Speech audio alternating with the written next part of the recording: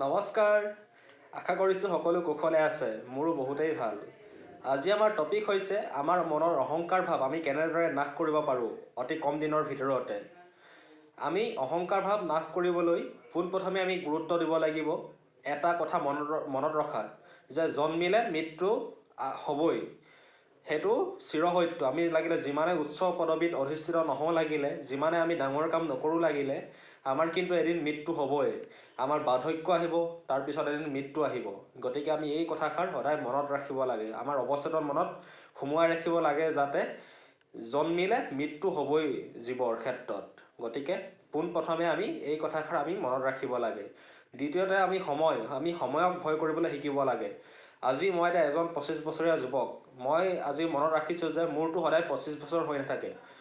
আৰু 5 বছৰৰ পিছত মোৰ 30 বছৰ হ'ব, এদিন 60 বছৰ হ'ব, এদিন 70 বছৰ হ'ব, তাৰপিছত এদিন মোৰ মৃত্যু হ'ব। গতিকে এই চাৰ্কুলটো যদি আমি মনত ৰাখোঁ, মনত অহংকাৰ ভাৱ কেতিয়াও ফুপনি ফুটিবলৈ সক্ষম নহয়। গতিকে মই আশা কৰিম সময় বোলা বস্তুটোক আপোনালোকে গুৰুত্ব প্ৰদান কৰিব। বিশেষকৈ অহংকাৰ ভাৱ নাশ কৰাৰ ক্ষেত্ৰত বহুত বেছি পৰিমাণে সহায়ক হ'ব।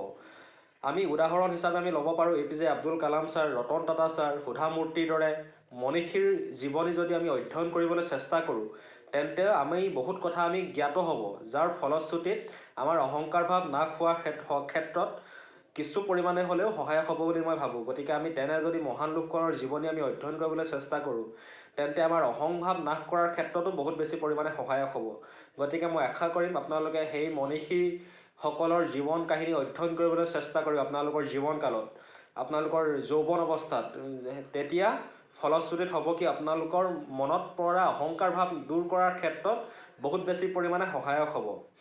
অহংকাৰে আমাৰ চিন্তাবোৰ, আমাৰ সৃষ্টিবোৰ দানৱৰ শাৰীলৈ ৰূপান্তৰিত কৰে। দানৱ মানে বুজি পাইছেনে? যি মানুহৰ শাৰীত নপৰে। আমাৰ অহংকাৰেও ঠিক তেনেদৰে আমাৰ চিন্তাবোৰ দানৱৰ শাৰীলৈ উন্নীত কৰে, যাৰ ফলশ্ৰুতিত মানুহৰ অধপতনৰ দিশে ধাৱমান হয় মানুহৰ মনুষ্যত্ব গুণবোৰ। গতিকে মই আশা কৰিম অহংকাৰৰ দৰে অমানৱীয়, কুলসিত সেই দুৰ্গতিবিলাক নাশ কৰি আপোনালোকৰ জীৱনত একোজন নিৰহংকাৰী এজন সৎ ব্যক্তিলৈ ৰূপান্তৰিত হওক। মোৰ সেইটোৱে আশা, সেইটোৱে আহ্বান।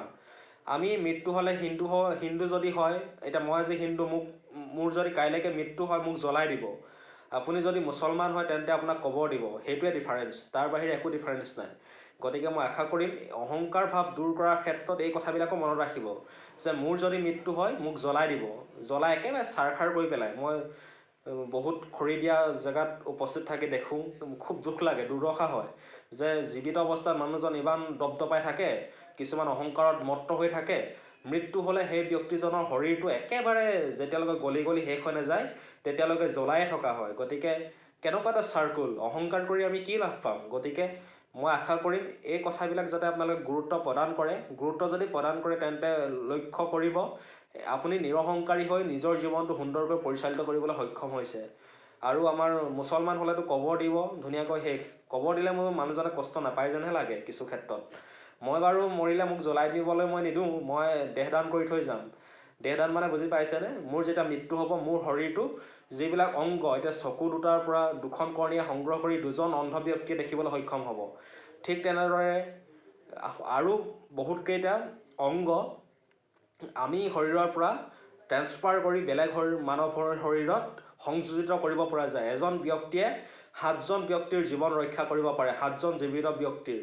এজন ব্যক্তিৰ মৃত্যুৱে বুলি ক'লে ভুল হ'ব, যেতিয়া মৃত্যু হয় তেওঁ যদি দেহদান কৰি থৈ যায় 7জন ব্যক্তিৰ জীৱন দান কৰিবলৈ সক্ষম হ'ব। গতিকে আমি সকলোৱে এইবিলাক ক্ষেত্ৰত গুৰুত্ব আৰোপ কৰিব লাগে যে জ্বলাই দিয়াতকৈ যাতে আন 7জন মানুহৰ যদি উপকৃত হয় তেন্তে আমাৰ দেহটো দান কৰি থৈ যোৱাত প্ৰব্লেম কি? গতিকে মই আশা কৰিম আপোনালোকৰ যেতিয়া মৃত্যু হ'ব বুলি ক'লে ভুল হ'ব। ধৰি লওক আপোনালোকে উইল কৰি থৈ যাব লাগিব দেহদান কৰিবলৈ হ'লে। উইল যদি কৰি থৈ যায় তেন্তে আপোনালোকে যেতিয়া মৃত্যু হ'ব তেতিয়া জ্বলাই নিদি বা কবৰ নিদি তেন্তে মানৱ শৰীৰত অংগ সংৰোপণৰ জৰিয়তে আনজন ব্যক্তিৰ প্ৰাণ ৰক্ষা কৰিবলৈ সক্ষম হ'ব। 7জন ব্যক্তিৰ, এজন ব্যক্তিয়ে 7জন ব্যক্তিৰ জীৱন ৰক্ষা কৰিব পাৰে। এদিন আপোনাৰ অবিহনে সকলোবোৰ সুচাৰুৰূপে চলি থাকিব, নহয়নে? আমি যদি চাওঁ এতিয়া মোৰ যদি কাইলৈকে মৃত্যু হয়, পৰহিলৈৰ পৰা মই অবিহনে মোৰ জীৱ জগতটো চলিয়ে থাকিব। আজি পৃথিৱীখন যেনেদৰে বিশ্বায়নৰ প্ৰেক্ষাপটত এখন গাঁৱলৈ ৰূপান্তৰিত হৈছে তাক জানো আমি ৰোধ কৰিব পাৰিম?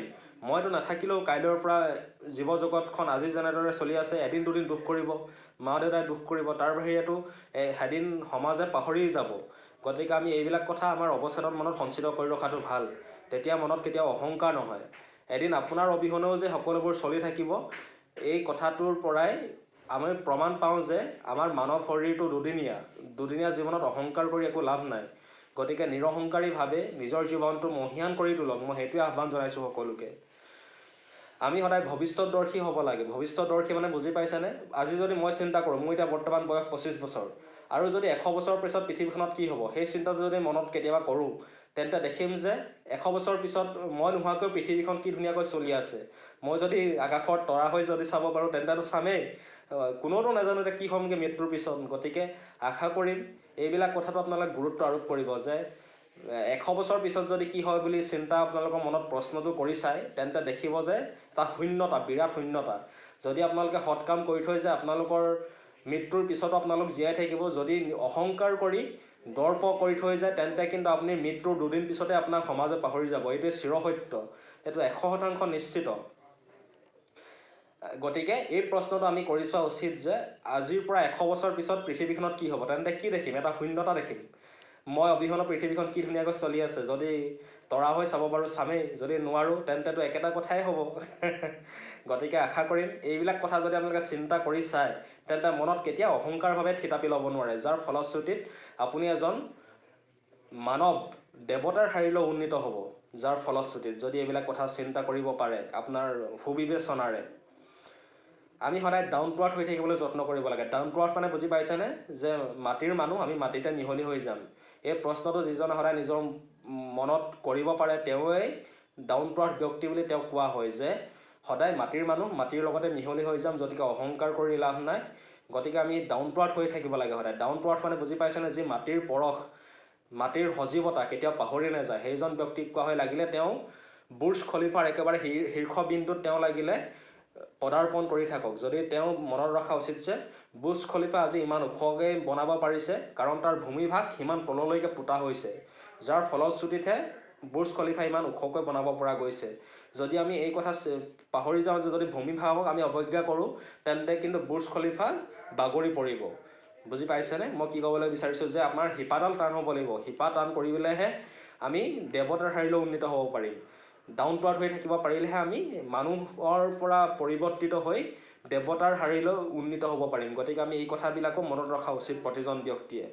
আমি মনত ৰখা উচিত যে ৰূপে নোখোৱাই, ৰূপে খুৱাই 30 বছৰমান বয়সলৈকেহে। বিয়াৰ পিছত কিন্তু ৰূপে নোখোৱাই আপোনাক গুণেহে খুৱাব। APJ আব্দুল কালাম ছাৰৰ এষাৰ কথা মোৰ খুব ভাল লাগে। মই হ'ব পাৰোঁ এজন কুৎসিত ব্যক্তি, কুৎসিত বুলি ক'লে ভুল হ'ব, মই একজেক্টটো পাহৰি গৈছোঁ, কিন্তু তেওঁ কথাষাৰ সাৰমৰ্ম আছিল এনেধৰণৰ, মই কিন্তু আপোনালৈ সহায়ৰ এখন হাত আগবঢ়াই দিব পাৰোঁ। মই যদিও বা এজন দেখনীয়াৰ ব্যক্তি নহয়, কিন্তু আপোনাৰ সহায়ৰ বাবে হাত দুখন মই প্ৰসাৰিত কৰি দিব পাৰোঁ। তেখেতৰ কথাৰ সাৰমৰ্ম আছিলে সেইটো, যে কোনোবাজন আপচু হ'ল বুলিয়ে দেখিবলৈ তেওঁ যে মানৱীয় গুণ নাথাকিব তেওঁ তেনে নহয়। মানৱীয় গুণ প্ৰতিজন ব্যক্তিৰ আছে। আমি খালি তাক বহিঃপ্ৰকাশ কৰাটো তাৰ আমাক উচিত হোৱা নাই, উচিত পথ প্ৰদৰ্শন হোৱা নাই। গতিকে আমি যাৰ ফলশ্ৰুতিত আমাৰ মাৰ্গদৰ্শন কৰিব পৰা নাই সৎৰূপে পৰিচালিত কৰি, যাৰ ফলশ্ৰুতিত কিছুমান অমানৱীয় ঘটনা বৰ্তমানে সংঘটিত হৈ আছে আমাৰ বিশ্বায়নৰ প্ৰেক্ষাপটত, আমাৰ বৰ্তমান সমাজখনত। গতিকে মই আশা কৰিম মনুষ্যত্ব শাৰীৰ পৰা আপোনালোক দেৱত্বৰ শাৰীলৈ উন্নীত হওক। জীৱনটো ৰঙেৰে ৰঙীয়ান কৰি তোলক, জীৱনটো মহীয়ান কৰি তোলক। মই সেইটোৱে আশা কৰিছোঁ। অহংকাৰ কৰিলে এদিন আপোনাক সকলোৱে পাহৰি যাব। যদি কিন্তু আপুনি নিৰহংকাৰী হৈ থাকে, নম্ৰ হৈ থাকে, আপোনাক কিন্তু পৃথিৱীয়ে সময়ে মনত ৰাখিব। এই কথাটো সদায় মনত ৰাখিব। আপুনি যদি অহংকাৰ কৰে আপুনি দুদিনৰ পিছতে আপুনি সমাজখনৰ পৰা নাইকিয়া হৈ পৰিব। কিন্তু যদি আপুনি অহংকাৰ নকৰি নম্ৰ হৈ থাকে, নম্ৰ বেশভূষাৰে যদি আপোনাৰ জীৱন পৰিচালিত কৰে, আপোনাক যদি প্ৰতিটো ক্ষেত্ৰতে আপুনি নম্ৰ হৈ আগবাঢ়ি যাবলৈ চেষ্টা কৰে, তেন্তে কিন্তু আপোনাক পৃথিৱীয়ে, আপোনাক সময়ে এদিন মনত ৰাখিবই ৰাখিব। এইটো মই 100% নিশ্চিত। আজি মহামানৱ মহাত্মা গান্ধী 1948 চনতে হেৰাই গ'ল আমাৰ মাজৰ পৰা, কিন্তু তেখেতৰ অস্তিত্বক জানো আমি নস্যাৎ কৰিব পাৰিছোঁ? কেতিয়াও নোৱাৰোঁ। কাৰণ তেওঁ যিবিলাক কৰ্ম কৰি থৈ গৈছে সেই কৰ্মবিলাকৰ পৰা তেওঁ এনে মহিয়ান ব্যক্তিলৈ ৰূপান্তৰিত হৈ গৈছে যে আমি তাক নস্যাৎ কৰি কোনোদিন আমাৰ ভাৰতবৰ্ষখনৰ কথা ভাবিবই নোৱাৰোঁ। এয়া হ'বলৈ পাইছে কাৰ পৰা? একমাত্ৰ তেখেতৰ কৰ্মজীৱনৰ পৰা। গতিকে মই আশা কৰিম, আমিতো সিমান ডাঙৰ মানুহ হ'বগৈ নোৱাৰোঁ, মইতো একেবাৰে সৰু মানুহ, এতিয়া বৰ্তমান BEd কৰি আছোঁ, মইতো বহুতেই সৰু মানুহ, আপোনালোকতো বহুত ডাঙৰ মানুহেই। গতিকে আশা কৰিম আপোনালোকে অহংকাৰ ভাৱ ত্যাগ কৰি, চবকে মই কোৱা নাই, যি দুই এজন ব্যক্তিৰ মনত অলপ অহংকাৰ ভাৱ জন্ম হৈছে, অহংকাৰ ভাৱ জন্ম হ'লে নিজে নিজক প্ৰমাণ পাব। সৰু মানুহক আমি কথা কওঁতে ঐ তই বুলি মাতিম, কেনেদৰে হ'ব অহংকাৰ বুলি কাক কোৱা হয় মই তাৰ ওপৰতো এটা বিশেষ ভিডিঅ' বনাম। আজি মই সেইটোতে ইমান দীঘল কৰিব বিচৰা নাই। অহংকাৰ ভাৱ হ'লে নিজে নিজক সুধি চাব যে মই অহংকাৰ যে কৰিছোঁ, 100 বছৰ পিছত কি হ'ব, মই মৰি যোৱাৰ পিছত পৃথিৱীখনৰ কি হ'ব? যদি এইবিলাক কথা আমি অনুধাৱন কৰিব পাৰোঁ, এইবিলাক কথা যদি আমি ভালদৰে বুজি পাওঁ, মনত কেতিয়াও অহংভাৱ আহিবই নোৱাৰে। অহংভাৱ যদি আহিলে আপোনালোকে মনত ৰাখিব, আপুনি পতনৰ দিশে গৈ আছে। অহংভাৱ যিমানে আপোনাৰ আহে, আপুনি সিমানেই পতনৰ দিশে গৈ আছে। এই কথাষাৰ, এই চাৰ্কলটো সদায় মনত ৰাখিব।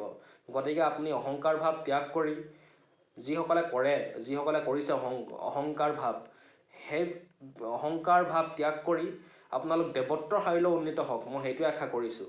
ভিডিঅ'টো বহুত বেছি দীঘল নকৰোঁ। আশা কৰিছোঁ মোৰ কথাৰ সাৰমৰ্মটো আপোনালোকে বুজি পাইছে। নিজৰ জীৱনত যদি অনুধাৱন কৰি চলে, মই 100% বিশ্বাসী যে আপোনালোকে নিজৰ জীৱন পথত সুউচ্চ শিখৰলৈ আৰোহণ কৰিবলৈ সক্ষম হ'বই হ'ব। তাক মই দোহৰাই পুনৰ আকৌ তাক সেই কথাষাৰ মই পাতনি মেলিবলৈ লৈছোঁ। গতিকে মই আশা কৰিম মোৰ ভিডিঅ'টোৰ পৰা আপোনালোক সামান্য হ'লেও উপকৃত হ'ব। অহংকাৰ ভাৱ নাশ কৰাৰ ক্ষেত্ৰত বহুত পৰিমাণে উপকৃত হ'ব মই ভাবিছোঁ। গতিকে বহুত দীঘল নকৰোঁ, পুনৰ এটা নতুন ভিডিঅ'ৰে পুনৰ লগ পোৱাৰ আশাৰে। থেংক ইউ, লক্ষ্য হীৰা।